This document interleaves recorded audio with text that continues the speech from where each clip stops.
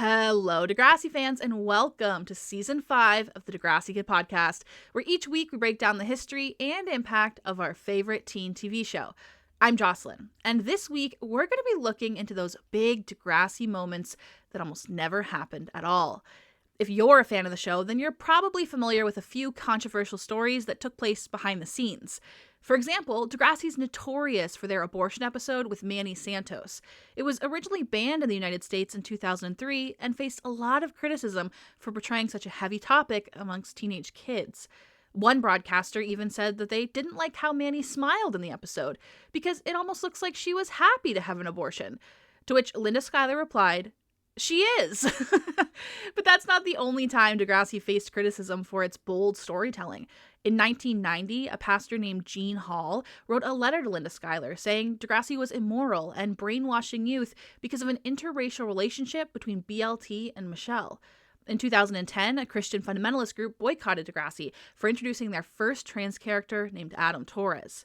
Stephen Stone responded to this by saying, "This only proves we're doing the right thing and we need to do even more." In all of these instances, Degrassi responded to the controversy by increasing the amount of episodes they did on these topics. In Degrassi High, BLT and Michelle got even more kissing scenes, and Adam actually started dating a Christian character from Florida in direct response to the protesters. Overall, Degrassi has always held a mandate that if kids are talking about it in the schoolyard, then they can talk about it on Degrassi. So why are there some moments that they almost never tackled at all? What are the storylines where Linda Schuyler stepped in and said, "I don't know if we should do that one"? Today on the Degrassi Kid podcast, we're breaking down the most controversial moments on Degrassi that almost never happened at all.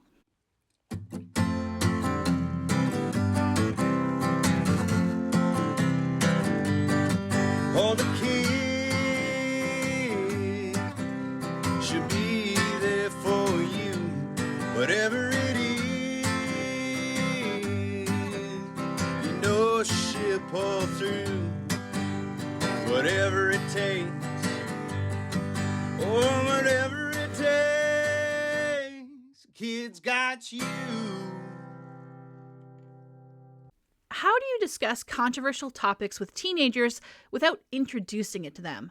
This is the question Linda Schuyler asked herself before she ever tackled an episode about suicide, self-harm, or gun violence. Of course, I want to take a moment to say that we'll be diving into each of these topics throughout the episode, and I understand that for some of you, that may just be too much. If this is the point where you have to stop listening to keep yourself safe, then I'm proud of you for knowing your limits, and I'll see you in the next episode. But for now, let's try to answer this question. How do you discuss controversial topics like suicide, self-harm, or gun violence without teaching someone how to do it?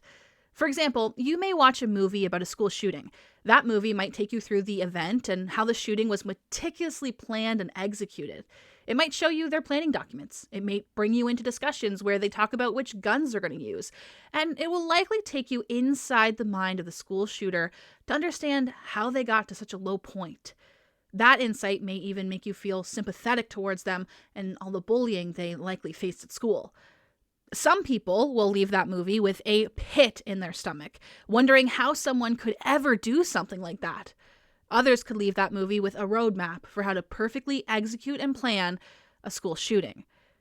Degrassi understood the nuance in this. They understood that if they were going to do a school shooting episode, they would have to take one of their fully formed students and show us how they got to a point where they thought the only way to get out of their problems was to bring a gun to school, was to take their own life, or was to hurt themselves. And then they had to show us that that wasn't true. Degrassi had to put us inside the mind of someone like Rick Murray and tell us that just because you're being bullied and thrown in dumpsters, ignored by your teachers, left to defend yourself, getting picked on every single day, doesn't mean that you should bring a gun to school. This is why the topic of suicide, self-harm, and gun violence only happened a handful of times in Degrassi's history. Degrassi knew if they were going to do these topics, they had to do them right. In each of these moments, they talked to psychologists, mental health experts, and even went as far as airing public service announcements before, after, and during their episodes. Degrassi understood the weight of their own storytelling and how introducing these topics to teenagers could lead to something called the copycat effect. The copycat effect is when sensational publicity around things like murder or suicide can result in even more violence because of people wanting to imitate that person, or they may even want the same notoriety and attention that that person is getting. Degrassi knew all of this and didn't want to take the risk of their audience copying their Degrassi characters who hurt themselves or other people. So how come in 1991, Degrassi decided to bite the bullet and portray teen suicide on television? Why was now the time to do it? How did the audience react? And why did it take another 20 years before they tackle suicide again with Cam Saunders? Let's take a peek at Degrassi High's episode Showtime and the Next Generation's Bittersweet Symphony to learn a little bit more about how Degrassi covers suicide. The year is 1991, and after 12 years of being on television, Degrassi only has 4 episodes left before their newest series, Degrassi High, is done for good. And still, they haven't covered the topic of suicide. In an interview conducted years before, Linda Schuyler was actually quoted as saying, "We would never do a suicide episode because of the dangers of copycat syndrome." But now, Degrassi's grown up, and they've transitioned into high school. The kids were facing more mature topics like HIV/AIDS, abortion, sexuality, and now it just felt like the right time to talk about suicide. Linda emphasized her original point of view by saying, "It took us several years to get to this point because we were terrified of mishandling the issue in any way that encouraged imitators." At this point, they were nearing the end of the series, and in Degrassi's eyes, it was now or never. So it was pretty clear. Degrassi was going to cover the topic of suicide, but they were going to do it right. The Degrassi team began by reaching out to professionals. They talked to mental health counselors and specialists to make sure they understood why someone may be likely to commit suicide and how they may be likely to do it. In the 1990s, the most common suicides in Canada happened by men who used handguns to take their own lives. Degrassi also made a choice that would shape this episode and Cam's storyline 20 years from now. Degrassi wasn't going to focus on the student who took their own life. They were going to focus on how suicide affects everyone else who was left behind and their anger, Linda said.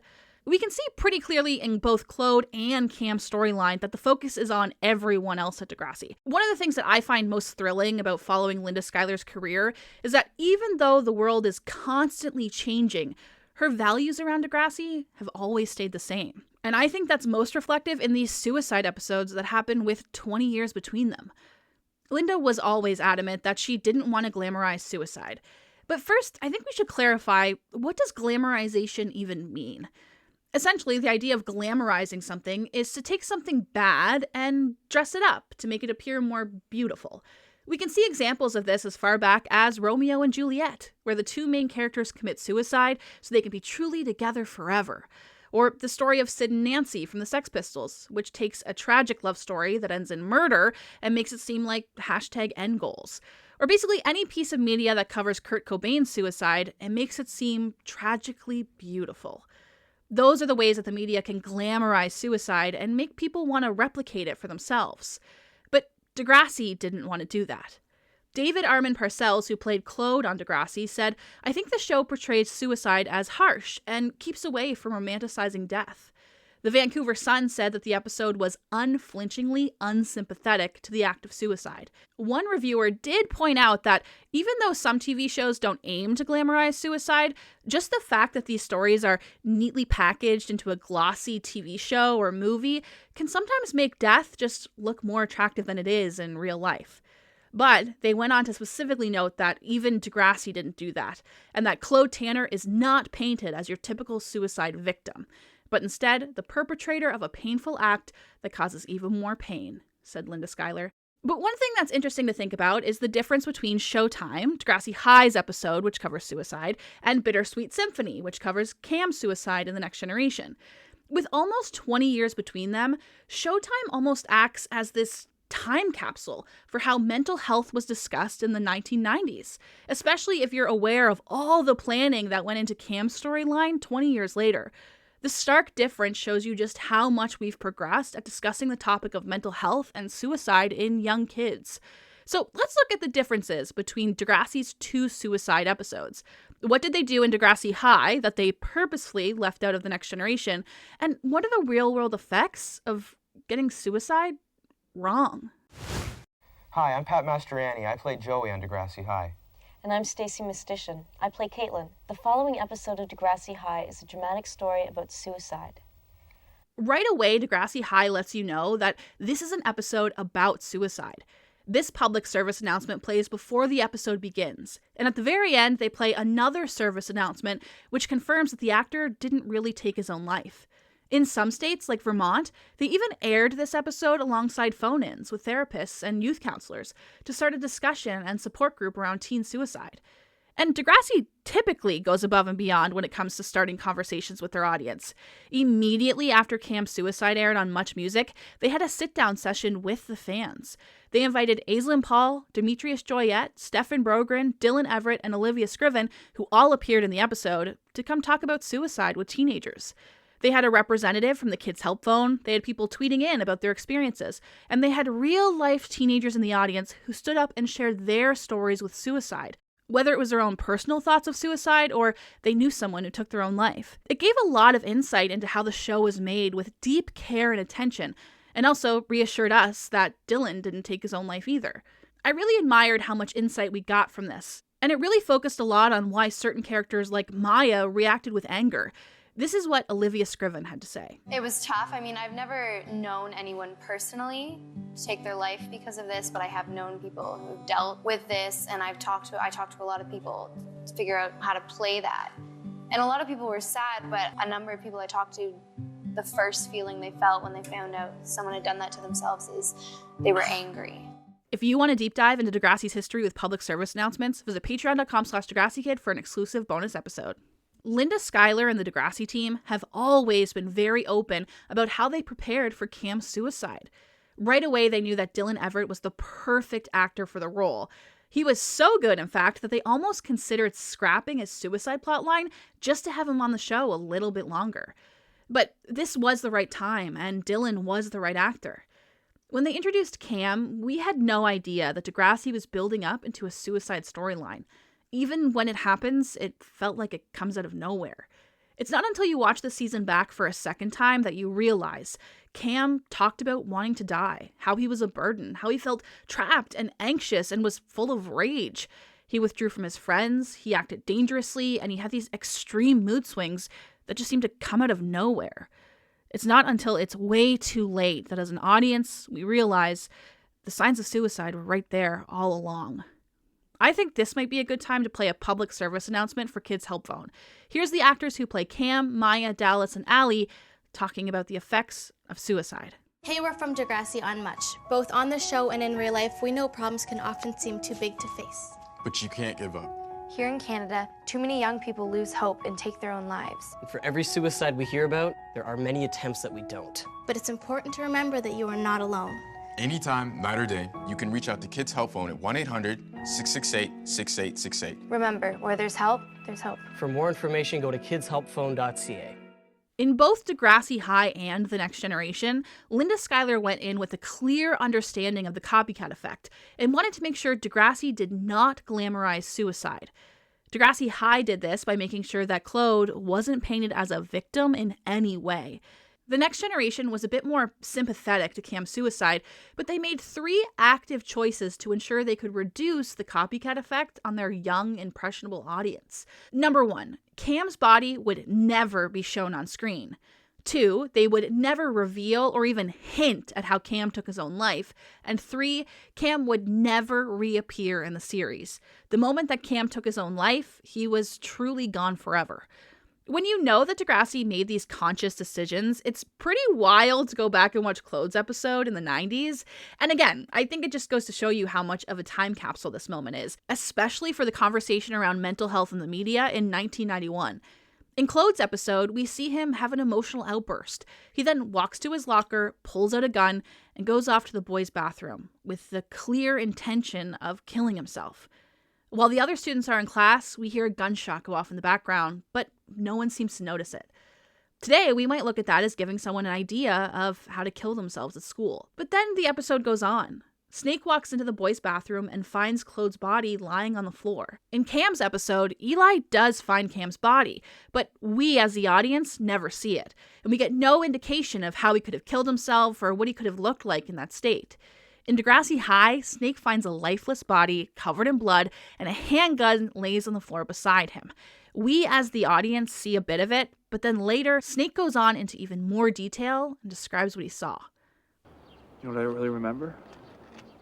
all that blood. He was just lying there. Half his face wasn't. It was so ugly. I thought a body would be more like a person, but he was just dead.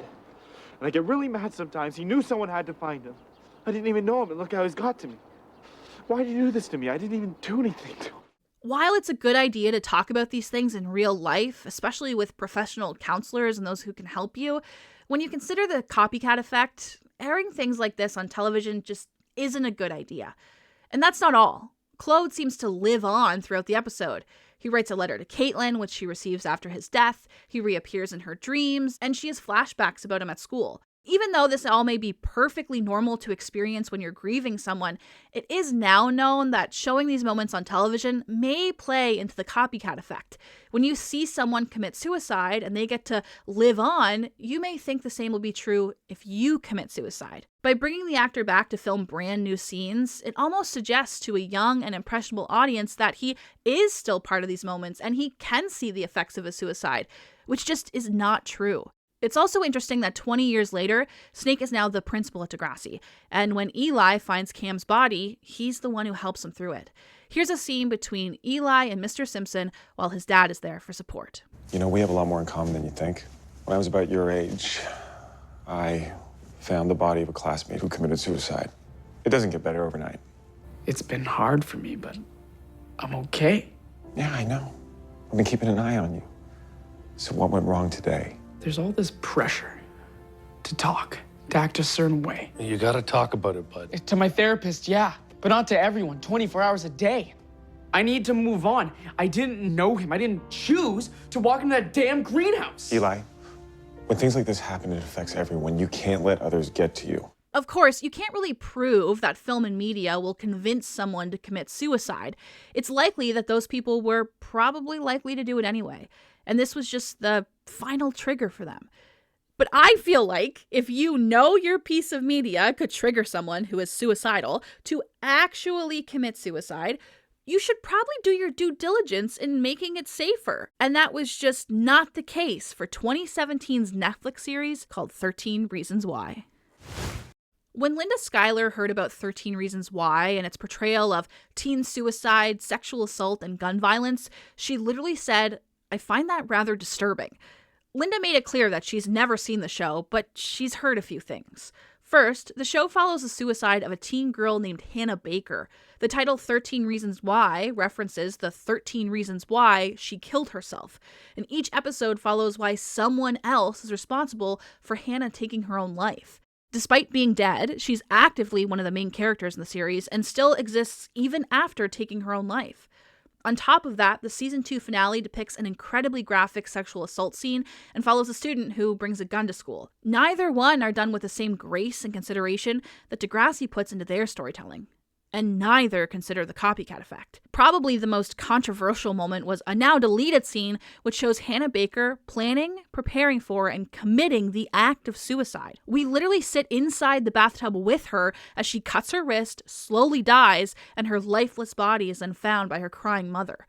It's an insanely graphic scene, and while the show has since been re-edited and now appears with trigger warnings, these didn't exist in its initial broadcast on Netflix. Kids were just watching this happen. It was even reported that teen suicide increased by almost 30% after this series aired, and things like how to kill yourself and ways to die were being searched by teenagers now more than ever. But the show 13 Reasons Why didn't care to take any responsibility for this, and instead said, "This is just what happens. A conversation is happening, and that's what we wanted." An executive producer's official response was, "I would suggest they just Google the news. This is what happens." Keep in mind, this was in response to mental health professionals and school board executives asking for the show to be removed or re-edited to keep teenagers from killing themselves.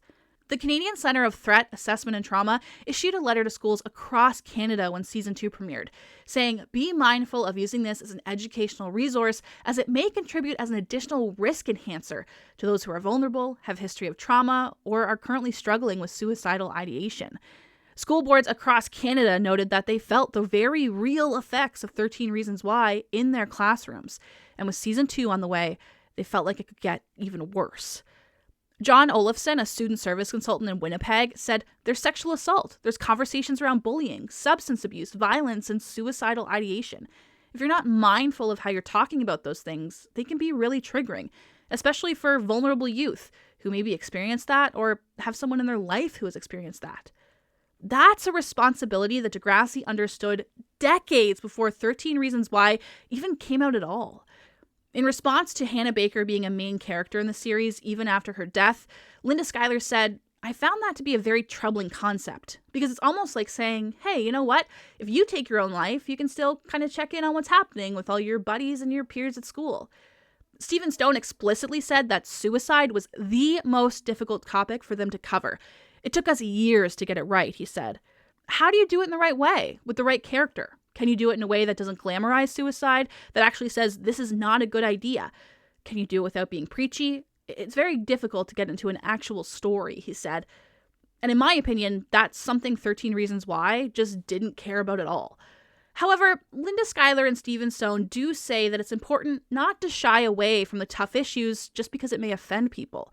Young people in particular want to hear about these tough subjects because if we don't talk openly about them, they're going to find other ways, Linda said.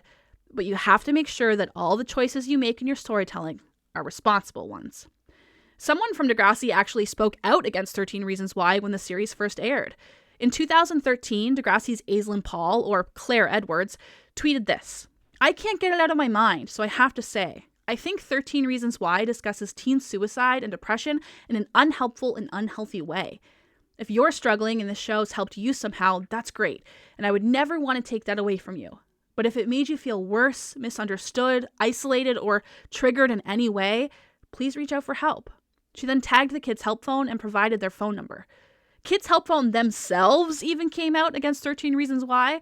Alyssa Simon, one of the executives, said that Netflix just wasn't doing enough. "We believe that if you're going to have graphic content, you need to make it really simple for young people to know where to reach out for help." And this is reflected as far back as 1991, when Degrassi ran this public service announcement with David Armin Parcells, the actor who played Claude Tanner on Degrassi. "Hi, I'm David Armin. Sometimes life can deal you more downs than ups, and there's nobody to talk to. But the Kids Help Phone is there. Call 1-800-668-6868. You'll be headed in the right direction." So, we've accomplished a few things together now. We've created an understanding that when Degrassi talks about things like suicide, they take it very seriously. They research it with professionals. They talk about it with their cast, and they wait for the right character at the right moment before they tackle these real-world issues. But that doesn't mean that Degrassi's never been called out for the copycat effect. In fact, one school publicly came out against Degrassi and said that it actually taught their students how to cut themselves. It was 2003, and St. Paul Elementary School in Quebec had just broken for lunch. Together, about 7 students made their way to a friend's house for their lunch break. That's when they tuned in to an episode of Degrassi: The Next Generation. In this episode, titled Whisper to a Scream, Ellie Nash is seen intentionally cutting her arms with a sharp compass that she found in her math kit. It appears that the kids then cut themselves too and went to school where they showed it to other students and told them about the show. The next day, 3 more students intentionally cut themselves, and all of those students used a compass from their math kit. When a teacher saw this, she immediately informed the principal, called the kids' parents, and the school held an assembly to talk about the dangers of cutting, self-harm, and mutilation.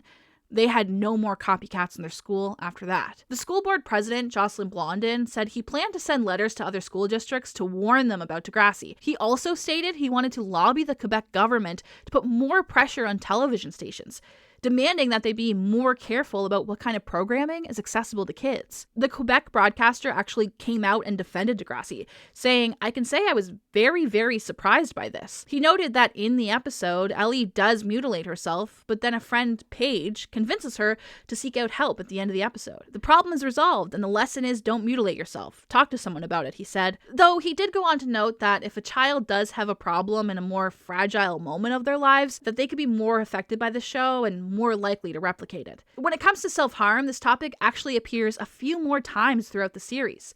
Darcy cuts herself in the shower, Cam jumps off a balcony with the intention of hurting himself, and Adam Torres intentionally inflicts himself with burn marks on his wrists. The idea of self-harm appears multiple times in the series, and I was curious. Did these moments actually teach kids how to hurt themselves? Today, we're sitting down with eeveepacini, the host of the Degrassi Schools In podcast, to learn a little bit more about how self-harm on Degrassi impacted her life and the way she learned about the topic.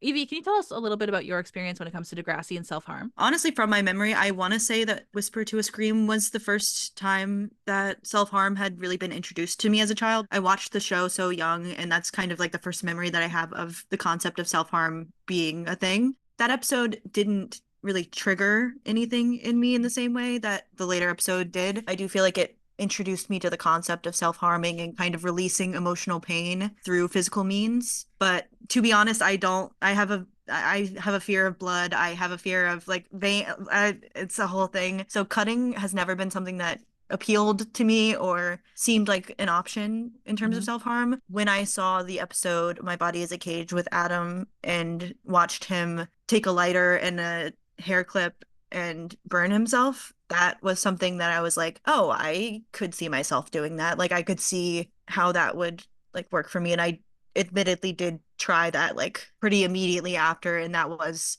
a self-harm technique that continued for years after that. Like I regularly would basically do exactly what Adam did, and I would think about the scene pretty much every time I did that also in a weird way. Degrassi is the show that introduced you to self-harm. Yes. I think it's interesting because I already knew what self-harm was by the time I got to my favorite episode, which is A Whisper to a Scream, where Ellie cuts herself. That was actually my original favorite episode because I related to it so much. But I think the thing is, Degrassi did teach me the lesson that you are not alone in that. But I think it almost normalized it for me, right? Like I was like, okay, here's my favorite character doing something that I do. It made it seem commonplace, but I think with the ending of that episode, because Paige is the one who really rescues Ellie in the end and goes to talk to an adult, it kind of made me feel like I needed to be rescued. Like I was waiting for someone to notice. Like I even remember sometimes wearing like my sleeves up, hoping someone might notice. It kind of implied to me that the message might be like someone else has to help you. And maybe that episode was mainly targeted towards how do you help someone else who's going through this.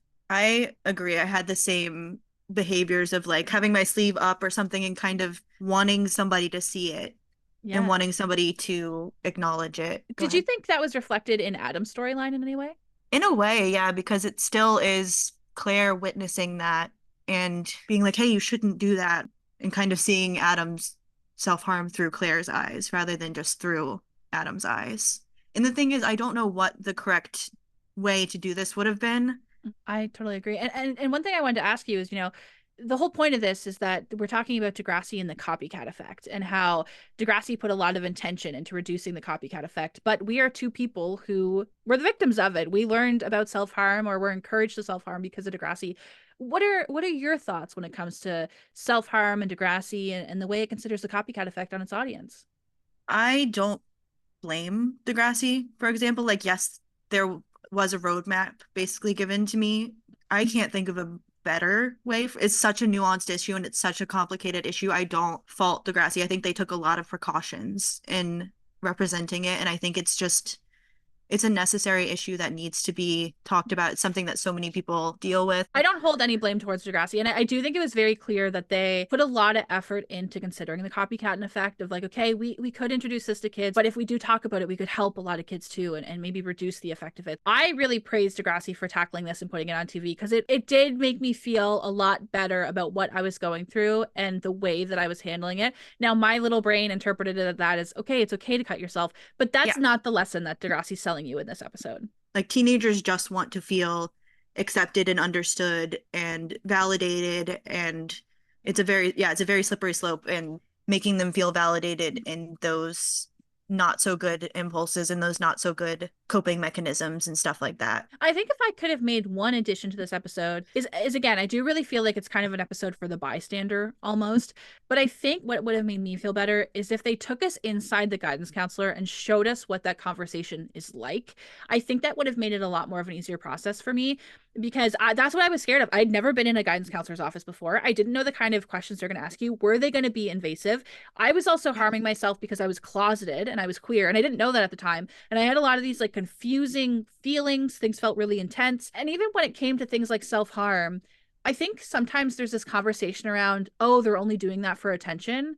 And we've acted as a society like doing things for attention is bad when it's like, yeah, they are doing it for attention. Then pay They need- attention. They need help. They need like help. it's not normal to be seeking attention like that. Like it's not healthy. It's unhealthy behavior that should be like given attention and care, not, oh, they're just doing it for attention. Yeah, then pay attention to them. Give them attention. Exactly. And I think in my experience, there's a lot of anger met with that, of people just being frustrated with me, of like, well, why are you doing this? And it's like, well, yelling at me isn't gonna do anything. And I don't know I'm doing this. I'm confused. I'm scared. I'm alone. I don't know what to do about it. Yeah, I do think it would have been really good to see the inside of somebody getting help for something like this, because I was definitely afraid to I never got help for it. I was suffering so long in silence because I didn't know what getting help would entail and what it would be like and what kind of questions they would ask or what like judgment I would receive. So especially with the conversation around, oh, well, they're just doing it for attention. It's like, I'm not even talking about it and you're already making me feel horrible about this. Imagine if I actually told you how I really felt about something. I do have a question for you. Yeah. Do you feel like it would have been better if they hadn't shown so much? Like, for example, Adam literally physically, if they had just shown like the scars rather than the actual action. I think maybe that is it, because I know Degrassi wants to be real and show things that are real, but I think that just by showing maybe the after effects of it and less so the methodology behind whether it's heating up your clip or whether it's going to your bag and getting a compass, I think that is giving kids a roadmap of if you want to quietly cut yourself alone in your room, this is how you can do it. If you want to hurt yourself away from your friends, this is how you can do it. Because I would not have known how to like burn myself with something. If I'm trying to think of a way to like intentionally burn yourself, I can't. Like I really can't. But like getting a little hair clip and a lighter, like that's so accessible. And that's definitely, and even like the compass, that's a school supply. Like I do think that is, if I can make any like criticism or it's not even a criticism, like an adjustment that I think could have made the representation possibly less harmful, it would be not showing the action. I agree. I totally agree. Just the outcome, the effects on everyone else, and how you talk about it to get help. Yeah. And that would maybe lose some impact, but I think there are ways to be creative about it and make it still impactful. I agree. I think it might change the telling the story in a realistic way, but it really considers the copycat effect and reduces kids actually getting hurt from it. Thank you so much to Eevee for sharing her story with us. And next, we're going to look at the way gun violence is handled on Degrassi. Just like self-harm or suicide, when it comes to gun violence, Degrassi understood the responsibility that they had over their young audience. Stephen Stone said, when crafting the story, we were very concerned about a copycat situation. But we pursued the story to show how access to guns, coupled with the environment of bullying, can be a pressure cooker for some of these kids to explode. Up until now, we've talked a lot about how a television series can make an impact on real life. But what about those real-world scenarios that inspire moments on TV? Earlier, we talked about the difficulty in portraying school shootings because you don't want to provide kids with a roadmap. But you still want to show a very real and honest portrayal of how a school shooting can happen and its negative consequences. A big inspiration for Degrassi's episode called Time Stands Still, which follows Rick Murray as he brings a gun to school, was heavily inspired by the real-life shooting at Columbine High School in 1999. They actually brought in Barbara Coloroso, who was an expert on bullying and even wrote a book called The Bully, the Bullied, and the Bystander based on the effects at Columbine. She was part of the crisis management team who went into the school immediately after the shooting happened. Stefan Skaney, not to be confused with Stefan Brogren, was the director of this episode. Stefan said, Barbara was helping me and the writers find the truth and what's really going on, as opposed to the Hollywood version of it. We wanted to tell the real story. We wanted to get into the truth of it and what was really going on in Rick's head. The episode's writer, Brendan York, said it was a complicated balancing act. We wanted to show how someone could be bullied to the point of desperation, but we also wanted to show how retaliation with violence is not acceptable. Basically, two wrongs only add up to a much bigger wrong. Ephraim Ellis, who played Rick, said it was such sensitive material. Columbine was still pretty fresh in people's memories. One moment that stands out to the team is when Barbara reached out to Degrassi after the show aired to say that they nailed it. She said, "We nailed the interpersonal dynamics of such a tragic event. It felt like we did something right," Stefan said. Linda also talked about how important it was to talk to real teenagers who were impacted by school shootings, and ensuring the young actors also felt comfortable enough to take it on. She said, hopefully as storytellers, we're being respectful enough to tell all sides of the story. Stefan said that one of the ways he tried to honor the storytelling in this episode was by not rehearsing the cast too much beforehand. I made the choice to rehearse everyone individually, he said. I gave them their notes and let them think about it. Then I brought them on set together and literally said, roll cameras. And I personally think that that was an amazing choice. The raw energy between Sean, Emma, and Toby when they're in that hallway with Rick and the gun, it feels so real. And now I understand why. But Stefan still didn't feel good about the episode he was making. After the fact, he said, I actually had sleepless nights during and after the making of this episode because it really affected me on a strange level. I had to ask these young actors to reach into their psyche and go into this terribly dark place. Doing that to these people who are also my friends, was really hard for me. I think that level of care and concern actually goes to show you how every member of the Degrassi team prioritized the safety of everyone involved. The director was literally having nightmares worrying himself if he kept those young actors safe enough. In the end, Stefan Skaney went on to win an award for Outstanding Team Achievement in a Television Series at the 2005 Director Guild Award of Canada. Stefan said, the subject matter to me was far more important than any of the accolades. I'm a father of 4, and 2 of my kids have experienced bullying, so this subject was close to my heart. Degrassi tackled the topic of gun violence a few times throughout its series, but its most notable example has to be when Hunter brings a gun to school in Season 1 of Degrassi Next Class, 12 years after Rick's episode. But Sarah Glinsky, who was an executive producer and writer at the time, said they always knew that Hunter wasn't actually going to hurt anyone. We had talked about the finale episode, she said, and Hunter bringing a gun to school. I think we always knew that we didn't want him to actually do it. We wanted to talk about what people like Hunter needed from the people around them, from their friends and family, so they're not alone, that there's an opportunity to talk them back. So that was always the plan, she said.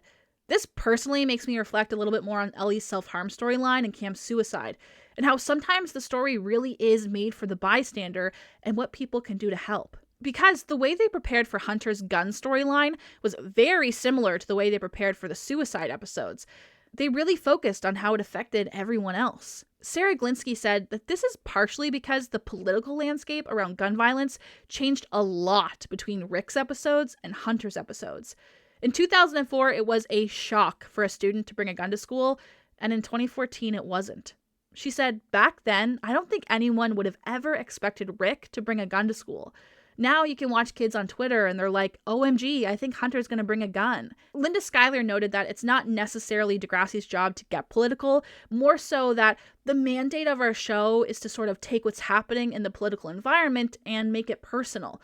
We wouldn't address gun control per se, but we might look from a particular character's point of view at how damaging the misuse of guns can be, or how damaging it can be when bullying results in death at an early age. What's interesting is that after season 4 of Next Class, a very real and tragic event occurred in real life called the Parkland shooting. And even though it happened in America, Linda and Steven had taken notice to the way the survivors reacted to their tragedy. They all came together to form a support group for fellow students, and they did days after days of interviews with the media with the sole purpose of advocating for gun control in America. Linda and Steven were so moved by this that they actually confirmed that it was highly likely to influence a season 5 storyline in Degrassi Next Class, which ultimately became a season that never came. Linda said, it's something that's happening with greater frequency and it's happening to teenagers. Our attitude has always been whatever is happening to young people, we should be talking about it on Degrassi. And even in this article, Linda reiterated again that the biggest thing someone's concerned about when doing a story about a school shooting is copycat syndrome. As producers, you don't take on these topics without getting feedback from experts who work in the field, she said. And that is how we almost got another gun violence episode in the now canceled season of Degrassi Next Class. And I'm curious, how do you think Degrassi would have covered it? Let's continue this discussion over in the Degrassi Kid Discord, linked in the description. So we've reached the end, and one thing has been made perfectly clear. Even though the climate around teen issues may be constantly changing, Linda's attitude about them has stayed the same for over 40 years. Even back in the early days of the Kids of Degrassi Street, the show was literally being built off the foundation that we take kids' issues seriously. We don't trivialize them, and we don't have these adults sweep in to come and save the day. What we do is portray honest, authentic, and non-judgmental storytelling. in a way that helps kids deal with their issues. One thing that constantly amazes me is that whether the show was on the verge of being canceled or at the peak of its popularity, Linda's perspective on Degrassi never changed. It's never been about getting more people to watch the show. And trust me, with sensationalized and dramatic storytelling, Degrassi could have pulled in crazy numbers that made them a lot of money. But it was never about that. It was always about just being there for your audience when they needed you. In one interview, Linda Schuyler said, "I like to see myself as the guardian of the core principles and values of Degrassi." And I think that this deep dive has made that more clear than ever. Whether you're telling stories about teenagers or not, you should always be mindful of how your audience may be affected by what you're putting on their TV screens. Degrassi made it clear from the beginning that they wanted to be a show that provided a safe space to its young audience. A show that teaches you are not alone. Degrassi tackled subjects like suicide, self-harm, and gun violence with pride. They put the work in to understand the weight of their own storytelling. They recognized that sometimes you needed to tell stories to the bystander who can step in and help, and they made sure not to glamorize real-life issues that you may be dealing with at home. Degrassi teaches us how good people can do bad things. People that we love can hurt themselves. People that we love can take their own lives. And people that we love can bring a gun to school and plan to kill other people. That's a very real thing, and Degrassi teaches you that there's no right or wrong way to handle it, that talking about it is good enough, and that reaching out for resources like the Kids Help Phone can make a big difference. In the end, I believe that Degrassi understood the serious effect of copycats on their young, impressionable audience. I believe that despite my own issues of learning a bit more about self-harm from Degrassi, that they still did everything they could to keep young people like me safe, and that they understood the responsibility that comes with introducing young people to topics like suicide. Degrassi prioritizes the well-being of its audience over its bottom line, and that's why I think it's beautiful that Degrassi's biggest moments almost never happened at all. Thank you so much to the Degrassi fans who made this deep dive possible. A huge shout out goes out to Stephanie P, Maddie McKay, and Brian, who are our newest members on the Degrassi Kid Patreon. Thank you so much for signing up and supporting my dreams. If you want to be like Stephanie, Maddie, and Brian, visit patreon.com/DegrassiKid and find the tier that's best for you. I also have to say a huge shout out to our longtime supporters, Amber, Nicholas, and my best friend, Stevie Gerwa. And of course, Amy, Alana, Annie Clark, Becca, Brian, Brittany, Chantel, Chrissy, Daniela, Dave, Degrassi CSI, Evie, Ethan, Emily, Elizabeth, Eugene, Gina, Hannah, Isabel, Jasper, Jay, Jackie, Joe, Joey, Jolene, Kat, Courtney, Catherine, Kristen, Kennedy, Crystal, Kylea, Lizzie Games, Mark, Megan, Mackenzie, MMB, Mina, Molly, Rachel, Rebecca, Randy, Racine, Shane, Sarah J, Shannon, Stephanie, Sierra, Sunita, and Nixon from the Degrassi Generations Facebook group. Thanks to you, we're able to connect with Degrassi fans all over the world and talk about those Degrassi moments that almost never happened at all. Thanks, everybody. Bye!